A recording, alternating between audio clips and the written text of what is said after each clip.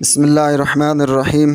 السلام علیکم دوستو، میں ڈاکٹر احمد خان آپ لوگوں کی خدمت میں سیکشول ڈس آرڈر سیریز کے پارٹ 3 میں حاضر ہوں۔ جنسی امراض کے سلسلے کے تیسرے حصے کی آج کی ویڈیو احتلام کے بارے میں ہے۔ پچھلے 2 ویڈیوز جو ہیں وہ پہلی ویڈیو مشتزنی کے بارے میں اور اس کا علاج، جبکہ دوسری ویڈیو جو ہے جریان کے بارے میں ہے اور اس کے علاج کے بارے میں ہے، جو آپ لوگ گھروں میں بھی کر سکتے ہیں۔ ایسی ادویات آپ لوگوں کو بتا دی گئی تھیں۔ ان ویڈیوز کا لنک بھی نیچے ڈسکرپشن میں آپ کو دیا گیا ہے۔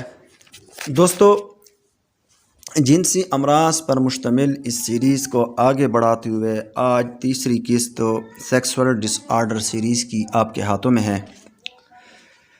دوستو، اس آج کی ویڈیو میں ہم احتلام کے بارے میں تفصیل سے پڑھیں گے کہ احتلام کیا ہوتا ہے، کیسے ہوتا ہے، کس عمر میں ہوتا ہے۔ دوستو، اس احتلام کا بے ضرر ادویات سے علاج بھی آپ لوگوں کی خدمت میں اس ویڈیو میں پیش کیا جائے گا۔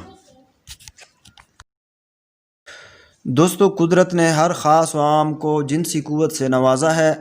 جب بچہ 13-14 سال کا ہوتا ہے تو اس میں جنسی تبدیلیاں رونما ہونا شروع ہو جاتی ہیں۔ اس کی آواز بھاری ہو جانا شروع ہو جاتی ہے، جبکہ ساتھ ہی ساتھ بغل اور ناف کے نیچے بال پیدا ہو جاتے ہیں۔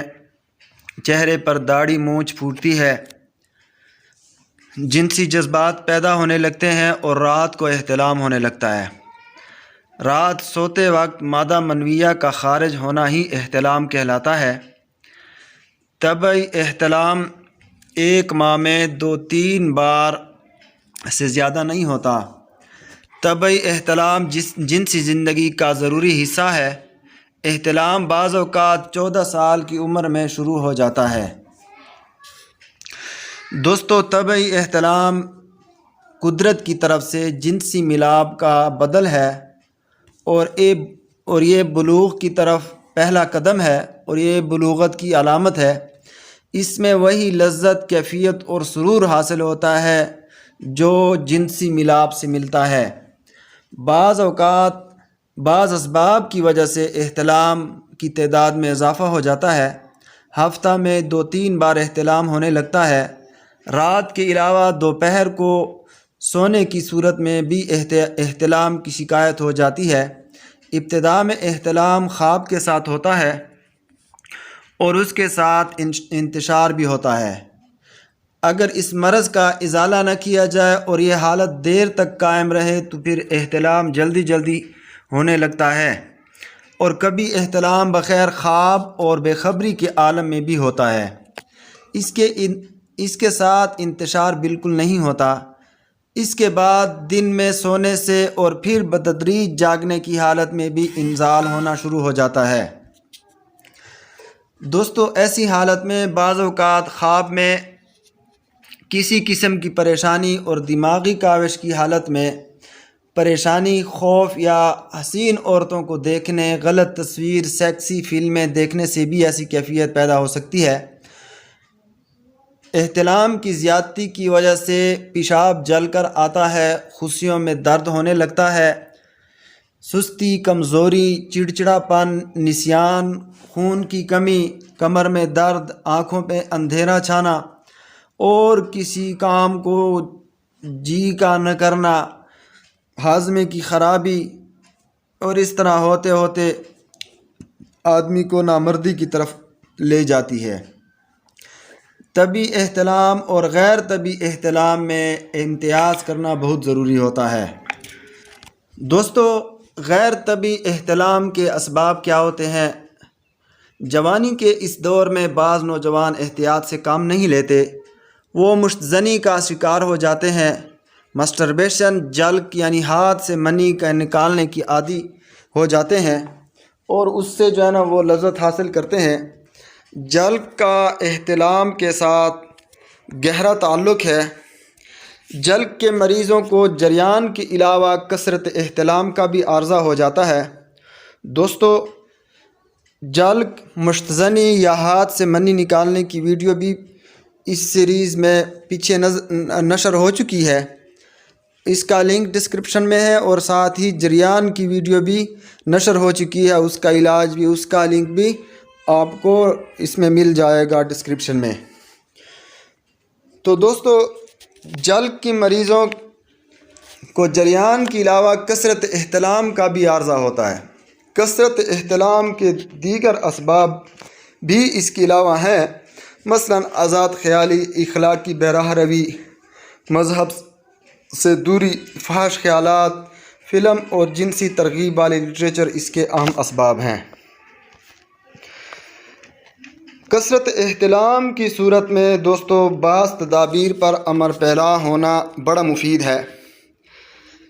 کثرت احتلام کے مریض کو گرم اور مرغن غذاؤں مثلا مرغ، انڈا، مچھلی، بینگن، پلاؤ، کھجور، پستہ، چائے، کافی، سگریٹ، شراب یا مٹھائی وغیرہ سے گریز کرنا چاہیے، اور گھی بھی کم مقدار میں استعمال کرنا چاہیے۔ نرم غذا، زود ہضم غذا استعمال کرنا چاہیے۔ رات کا کھانا سونے سے 3-4 گھنٹے پہلے کھائیں، اور یہ کھانا بھی کم مقدار میں ہونا چاہیے۔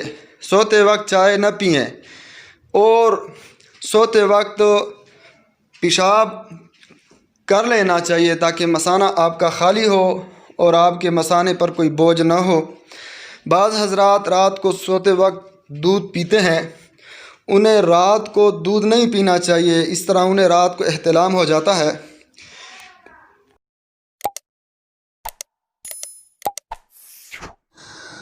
دوستو، اب آتے ہیں علاج کی طرف۔ تو دوستو، ہومیوپیتھی میں احتلام کے لیے انتہائی مفید ادویات ہیں۔ ڈاکٹر حضرات زنکم، پکریکم، چائنا، کیلکیریا کارب، فاسفورس، کالی بروم، بیفوراما، ارجنٹم، پکریک ایسڈ، تھوجا، لیڈم، بوریک، سارساپریلا اور بہت ہی زیادہ ادویات ہیں۔ ان سے تھائیمول بھی ہو گیا، فاسفورک ایسڈ، نیٹرم فاس، کونیم، اسٹیلیگو، اسٹافیسیگیریا، مختلف قسم کے ادویات ہیں۔ ان کو علامات کے مطابق استعمال کریں، جو اس چھوٹی سی ویڈیو میں ہم نہیں سما سکتے، ان ادویات کو ان کے علامات پر نہیں بول سکتے۔ تو دوستو، یہ ویڈیوز چونکہ عام عوام کے لیے ہوتے ہیں اور ڈاکٹر حضرات کے لیے بھی، کہ وہ اگر ان کو بطور نسخہ استعمال کریں، بطور مرکب استعمال کریں تو ان سے استفادہ کر سکتے ہیں۔ تو دوستو، احتلام کے لیے سب سے بیسٹ نسخہ جو ہے وہ میں آپ کو بتا رہا ہوں، وہ ہے تھوجا کیو۔ تھوجا کیو کے 5 قطرے صبح، دوپہر، شام دینے سے پرانا احتلام بھی ختم ہو جاتا ہے، صرف یہی ایک دوا۔ اور اس کے ساتھ ہی اگر پھر بھی کنٹرول نہیں ہوتا تو تھائیمول 3X ساتھ ملا دیں۔ تو تھائیمول 3X اور تھوجا کیو، ان دونوں کے 5 قطرے آپ 3 بار استعمال کریں تو انشاءاللہ چند دن میں اس کے بہترین اثرات آپ کو مل جائیں گے۔ اور ایک نسخہ آپ کو دوسرا بھی بتاتا ہوں، وہ یہ ہے کہ آپ نے سیلینیم 200، ایسڈ فاس 200 اور ایونا سٹائوا کیو میں آپ لوگوں نے لینا ہے سیلینیم 200 اور ایسڈ فاس 200، ان دونوں کے 5 قطرے آپ لوگوں نے 3 بار دن میں استعمال کرنے، تھوڑے سے پانی میں ڈال کر، اور ایونا سٹائوا کیو جو ہے اس کے 10 قطرے آپ روزانہ استعمال کریں دن میں 3 بار۔ تو انشاءاللہ چند روز میں آپ کو اس کے مفید اثرات نظر آنا شروع ہو جائیں گے۔ دوستو، اس کے ساتھ ہی میں آپ کو GR کمپنی کی اسلام آباد فارمیسی کی ایک دوا بتاتا ہوں جس کا نام ہے سپرمیٹ کیپسولز۔ وہ آپ لے لیں، صبح، دوپہر، شام کھانے کے بعد جو ہے خالی پیٹ نہیں لینے، صبح، دوپہر، شام آپ لوگوں نے اس کے ایک کیپسول لینا ہے۔ تو انشاءاللہ چند دنوں میں آپ کو بہترین نتائج مل جائیں گے۔